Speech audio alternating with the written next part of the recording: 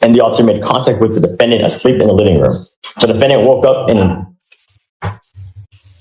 Whoa. No means no. Doesn't mean it's the holidays. Doesn't mean I have a birthday. A court order is a court order. That sounds incredibly alarming. Entering someone's home without a warrant is a severe breach of constitutional protections, specifically the Fourth Amendment, as you mentioned.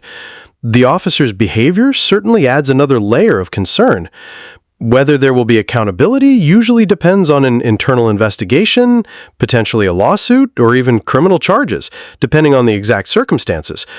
Are you following this case closely to see what happens next? Good morning, Mr. Villagas.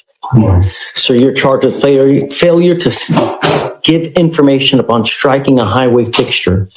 You're facing up to 6 months in jail and or a $2,000 fine. You're going to do probable cause. You have the right to remain silent. Anything you say can or will be used against you. Okay. Yes, Judge. On December 28, 2024, the officer was dispatched to apartments in Harris County, Texas, in regard to a single vehicle accident that hit the mailbox of a residence. The officer observed the defendant's motor vehicle with heavy front end damage, but did not locate any driver or occupants inside the vehicle. During an inventory, the officer located the defendant's photo ID and Texas utility bill that came back to the defendant's name and address, approximately 1.4 miles from the accident. The registered owner of the mailbox came back to the defendant of the utility bill and his address. The officer went to the defendant's residence, noticed the garage door open and garage interior to the residence wide open. The officer made contact at the residence, one to make sure the motor vehicle was not stolen and one to make sure the owner of the vehicle was okay. The officer went inside the residence after knocking and announcing his presence several times under the community caretaking doctrine, and the officer made contact with the defendant asleep in the living room. The defendant woke up and... Whoa. Yes, Judge. It was because they had... Whoa. Yes, the vehicle was damaged and he wanted to make sure the driver was okay. So he announced himself and went into the residence because the door was wide open. Wow. And then it was after that he saw the defendant asleep in the living room, and the defendant woke up and immediately said the car accident, that he did not cause any injuries or any trouble, and that he was driving his motor vehicle 2 to 3 hours prior, and that he was on his way to drop it off at a mechanic when his vehicle was hit. The defendant called the insurance company, and the defendant walked home because no one arrived on scene, and the defendant was going to pick up his motor vehicle in the morning. And the officer made contact with the complainant, who stated she heard a loud bang and observed damages, approximately $1,025. So, are you telling me that he did stay though? No. What happened, Your Honor, is that he struck the mailbox at the apartment, and the defendant said that he called his insurance, no one came to the scene, so he walked home. And the officer, when he arrived, saw the empty... Did he make an attempt to make a phone call at the scene to anyone?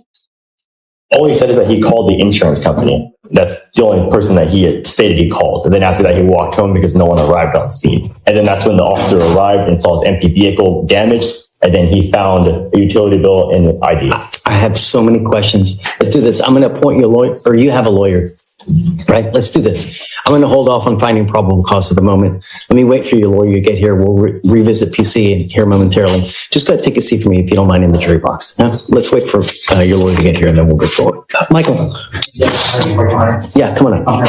Jill Villagas, Your Honor. Did you look at PC? I think we're prepared for argument. Okay. Morgan, are you ready? Yes, Judge. This is Villagas, correct? Villagas, yeah. Go for it. Okay. Ball's in your report.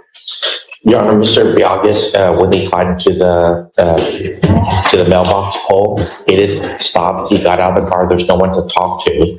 And so from there, he went to his residence, Your Honor. But, it's not a case where he didn't identify himself or anything. And then we don't know what the restitution amount's going to be for the mailbox. My concern was that according to the statute, right, it says that you're supposed to... I don't even know. Reasonable steps to locate and notify the owner or person in charge of the property of the collision. What time was this? The middle of the night? 1:50 in the morning.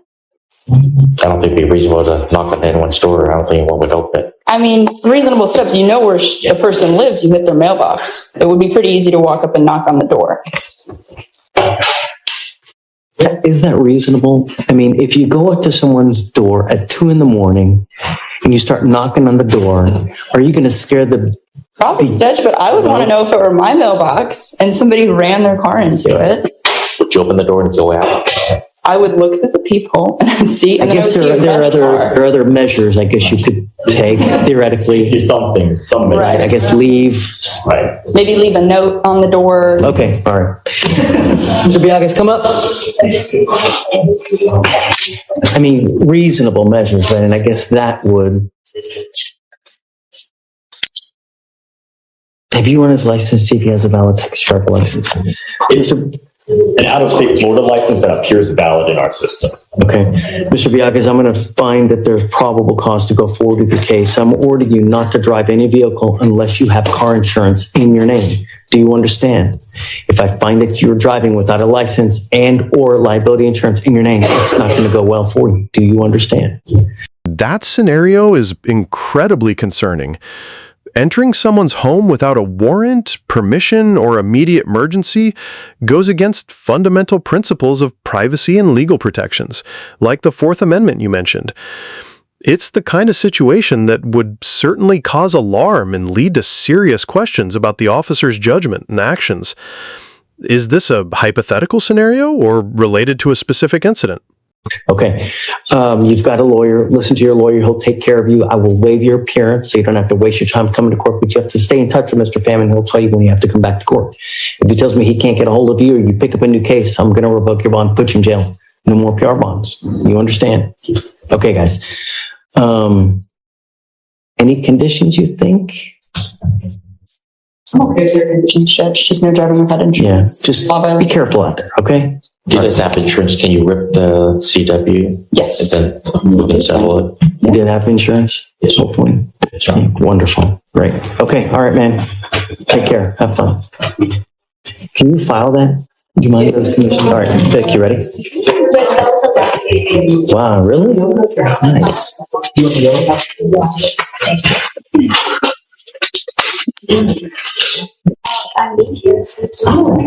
The first day is all. Hi, Judge. Good morning. Permission approach? Yes, ma'am. How's it going? Hi, Judge. Happy New Year. Happy New Year? I'm here with Shaniqua Smith, Judge.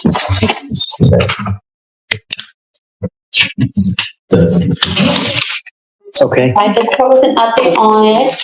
We have everything submitted for the DWI PTI program. However, Ms. Smith attempted to get the interlock device on her vehicle, but she has an electric vehicle, so she was told that it would not be able to get placed on her car. So Attorney Carter has been communicating with Beetle to try to figure out what we need to do then. He's no longer here, so We haven't heard back from him, so that's why. yeah, he's not with the office anymore. Okay. Okay. Alex, do you have any idea what they do with electric vehicles? So we do have information that she was approved for the DWI program. And then they emailed a procedure to follow. So presumably if she still follows the procedure outlined in the email sent from Beetle prior to his departure, then Well, the issue isn't necessarily the procedure, it's what do we do when we can't get the interlock device installed on the vehicle, which is part of the procedure based on her having an electric Do you car. have another vehicle? No, Judge. And I know she has to drive, so she can't do the portable because then she has to sign the affidavit, which would say she's going to not be able to drive. so in that case, it would probably be best to reach out to Brenda Gomez or Bernadette Habe, who's in charge of right now the DWIs. Hold on a second. Let's do that. And then, your client has bond violations too. Do you know that? No, Judge, that I did not know. Shanika Smith, come up. I'm printing this out for you. Who was the other one? Gomez, and who was the other one? Alex? Bernadette Habe. I can. Oh, Miss Hades. She's the one in charge of everything, right? Yeah, she's the one overseeing. I mean, if you want to go talk to her, but she's got bond violations. Yeah, you guys go figure out, but you've got bond violations, man. I don't know what we're going to do now. Okay, please. Thank you, that's fine, thank you. Commissioner approach? Would you like me to ask Ms. Smith to come up again? And I spoke to Wolf, and I didn't realize he had already had a conversation with her judge. And I will. I did speak to Wolven Carter, and he advised that he had spoken to Ms. Smith as well regarding the possibility of this being the result. He and I spoke to her again just a moment ago. We were out there on call, and at this time, Judge, Ms. Smith, that we were going to have her speak on her own behalf, Judge. So I think it's important for her to take ownership for what this report shows. I don't care. I'm putting an ankle monitor on you now. If you ever test positive for alcohol again, I'm going to put you in jail. That's it. No means no. Doesn't mean it's the holidays. Doesn't mean I have a birthday.